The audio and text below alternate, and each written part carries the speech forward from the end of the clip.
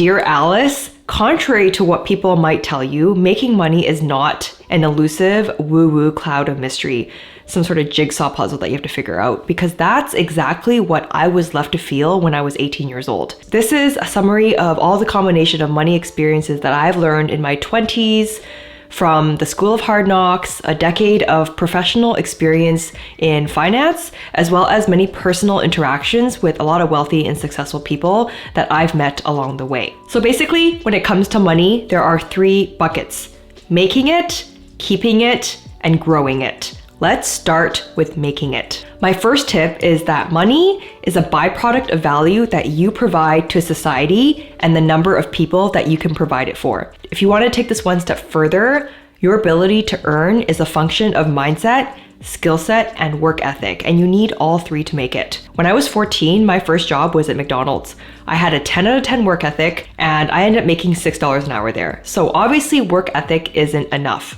Well, how do you develop the skill set and the mindset? Well, for most people, it starts with their skill set that they learn from school or they develop in the workforce. A lot of people think there is a secret to getting promoted quickly and earning more in corporate, but it all comes down to being the most valuable person on the team by showing that you are irreplaceable and an A+ player. And what happens when you demonstrate that you are an irreplaceable A player to your team and the people that you work with, and you find the right boss to work for, is that they become scared to lose you. One quote that I read recently that I really like: people can only meet you to the depth at which they've met themselves. My spin on that is that people can only see talent to the extent of their own talent. So it's kind of like mental gymnastics that you have to play to pick the right company that can allow you to move up quickly. The people who earn the most by age at any company, and I know this because I run payroll for lots of different companies, it's not about title or seniority.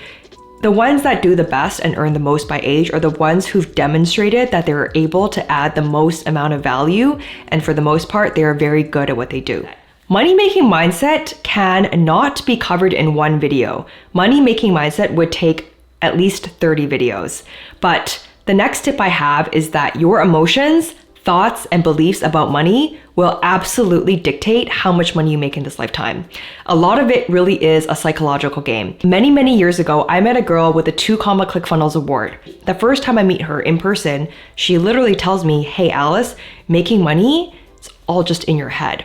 There are a lot of different ways to upgrade the money-making mindset, but reading books, listening to podcasts, and listening to people on YouTube is a big first step. One important mindset shift is going from a "what can the world do for me" mentality to a "what can I do for the world" mentality. That mindset shift is huge, and it's a personality change, and it takes time to get there. Every person goes through a period of life where it is about them first, and it is about "what can the world do for me" first.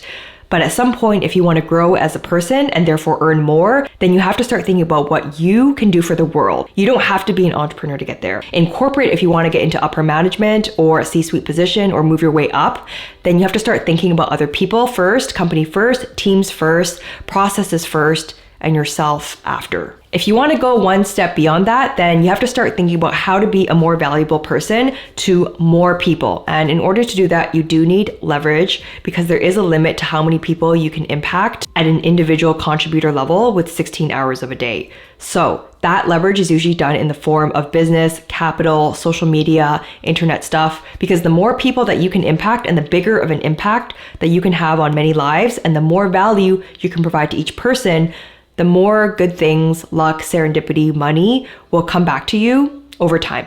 Next tip is that in your 20s, you should be learning, earning, or quitting. This is not original advice that came from myself. This is something I learned from Jerry Tan. I watched a YouTube video of his. I'll leave it up here, the exact video up top. I watched this video many, many years ago. He's a venture capitalist, and in his video, he said, in your 20s, you should be learning, earning, or quitting. I have gotten a lot of career advice over the past decade. Not all of it is good advice, but this one is good advice. And my spin on it, I saw this recently from a Cody Sanchez video, is that the earning part should be 20% every year. And that 20% is consistent with what I was able to do in my 20s. Now, the 20% does depend on your industry. It depends on the career that you choose, and it also depends on the country that you live in. But I would say that Pick something, find something, and go somewhere that allows you to grow 20% every year. If you don't want to start in corporate and you want to go straight into business, that's totally fine. I actually went to school with a lot of people that straight ditched the corporate period and they just went right into business really early on. And most of them have already done really good for themselves. And some of them have even started YouTube channels as well. But if you're more risk averse like I was and you want to grow and learn skills in a risk-free environment, then try to focus on something where you can grow your salary at least 20% every year. Next tip is that your environment really matters. When you were a kid, your parents told you to go to a good school, to hang out with good friends. And why did they teach you that? Not because they're dismissing anyone, but they know that your friendships do impact your life.